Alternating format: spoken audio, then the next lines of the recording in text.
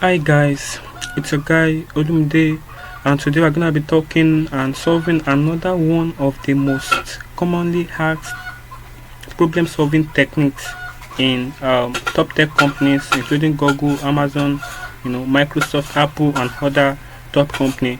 So this technique is the sliding window technique.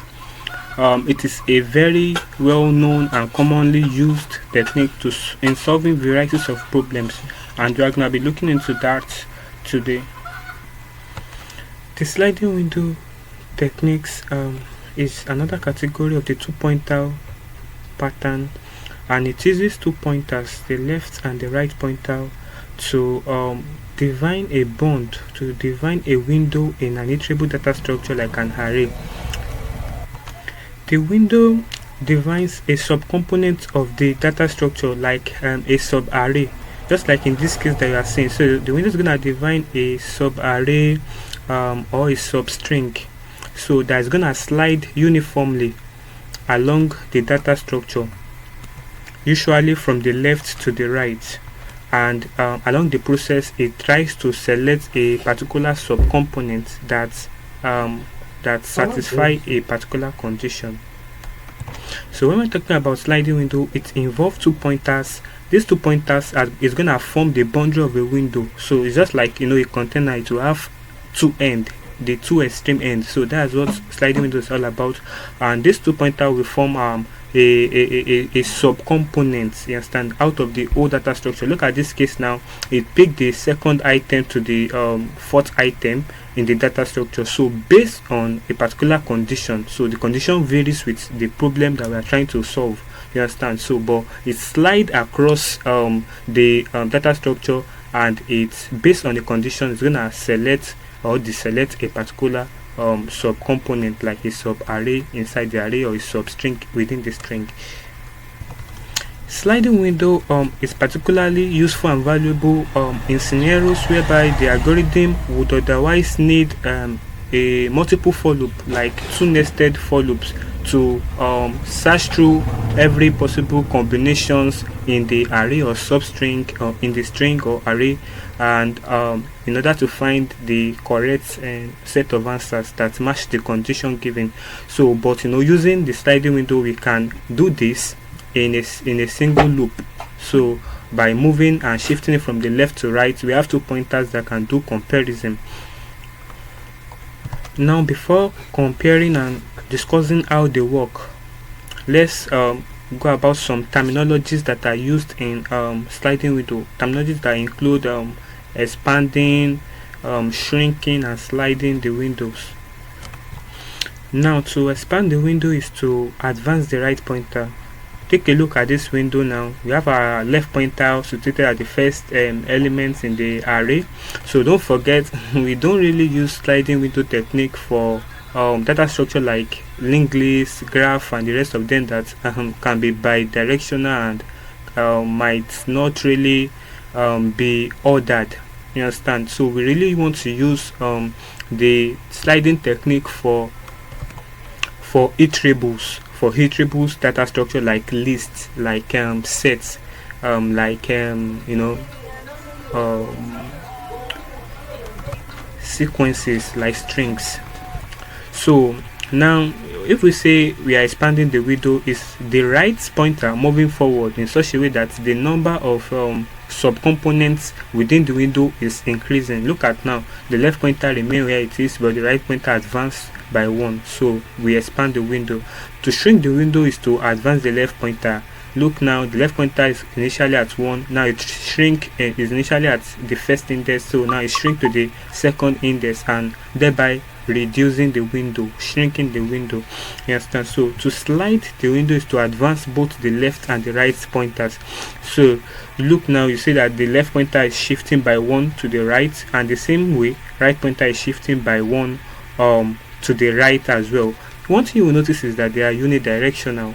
So they are both moving in the same direction. Fine. The left pointer and the right pointer might not move at the same pace. Right pointer might expand, based on the condition, but they are unidirectional in the sense that they are moving in one direction.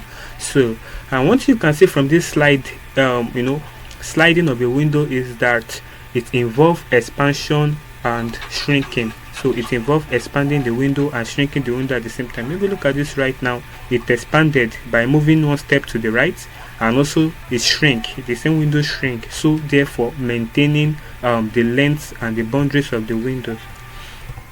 Now let's break down the two main type of sliding window algorithm. We have the fixed sliding window algorithm, and we have the dynamic sliding window algorithm. The fixed sliding window algorithm will maintain a specific length as it slides through the data structure, like an array or string or set. So if you look now, consider this example. We say that the left is positioned at the first element, while the right is positioned at the 1, 2, 3, 4th element. So and so by the time it got here now, the left moved to the right by 1, therefore shrinking. You understand? While the right moved by 1, therefore expanding. So because they are moving and shifting at the same time, and because of that, it is sliding. It shrink and expand, thereby you see that the window is moving through the sliding through the array or through the data structure. So that is what a fixed sliding window means. We use the fixed sliding window technique when the problem asks us to find a subcomponent of a certain length. So when we know what the length is, we can easily slide through the component of the data structure for that fixed length that we are looking for. So and one thing you will notice right here is that for a fixed sliding window like this, iterating through the array, we are gonna find every subcomponent of that length. I don't know if you understand. What I'm trying to say is that, okay, right now let's say the length is 1, 2, 3, 4, like in this example, and now we choose this 4. So that way you see that we shift our in the second iteration we shift again by 1, then we shift again by 1. So you see that every possible combination of 4 subcomponents we have touched it. You understand? So that's one thing that you can use fixed sliding window for. So it's like, okay, if they ask you to find a substring of 4 lengths, and because it is a substring, so we are definitely gonna pick the first 4, then the second 4, then the next 4. These are every possible combination of substring of 4 lengths in this data structure. So what we just want to do is to check this maybe substring. It could be a string, it could be an array. If it's an array, it's sub array. So we're gonna check this, each or any of them that match the condition that we are looking for. But if we are asked to find a sub array of length of 4 lengths, of length 4, so these are the possible combination that we could have. These 3 are the possible combinations. So, and that's it. You see, that's the usefulness of, instead of having to iterate the first time, perform 4 loops just because we want to get 4 combination. So you see now we can just do this in on time. Now we are at the dynamic sliding window. So unlike the fixed sliding window, in dynamic sliding window we can expand and shrink the window to any length at all, because length is not the priority for dynamic sliding window. So we can always expand and shrink, unlike fixed sliding window. For example, dynamic sliding window is used to solve problems that ask us to find something like the longest or shortest subcomponents that satisfy a condition. So you understand? So it's not really telling us a particular length, it just wants the longest or shortest subcomponent. So that way, for example, now we can say, okay, find the longest subcomponent, like a subarray, whereby the numbers are less than 10 or the numbers are greater than 10. So that way we want to keep looking on as much, we keep when we see a number that is less than 10 and match the condition. Okay, we have a subcomponent of 1 length like that, then we extend the window so that we can look for the next subcomponent if it's also going to satisfy the condition. If we do, it becomes 2, just like in this case. Let's say that it did out up to the length 5 now, so like we have 5, so we have recorded it now. Okay, we have 5 subcomponent that matches the condition. So, and then after that, probably the next one doesn't match it, we then shrink it, and then after shrinking we start to expand again to find if we can get another subcomponent that matches it. So there's no fixed length, it depends on the data structure that is sent to us, and how those subcomponents like subarray or substring, how they satisfy the condition. So we just keep expanding and shrinking based on whether they satisfy the conditions or not.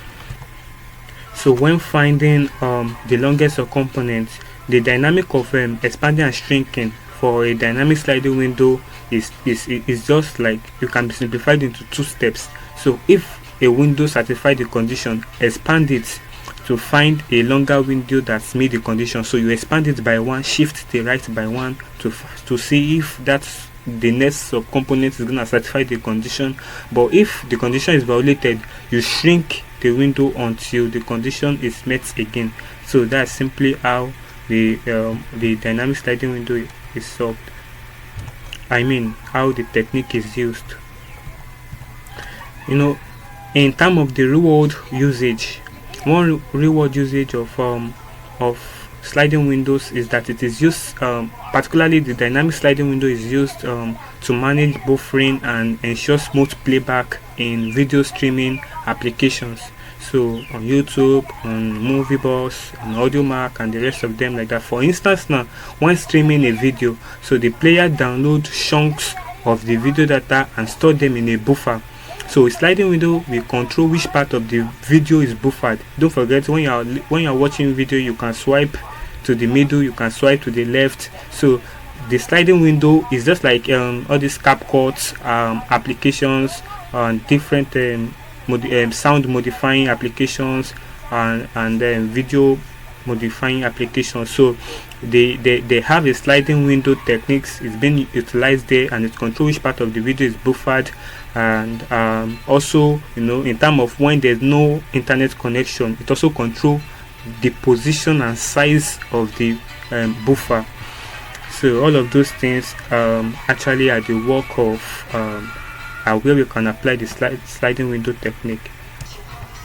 In our subsequent videos, we'll be treating substring anagrams that fall under the fixed sliding window. We'll also be treating longest substring with unique characters, longest uniform substring after replacement that fall under dynamic sliding window. So stay tuned. This is a very important and crucial aspect of problem solving for data structure and algorithm. So it is very commonly asked in top tech companies.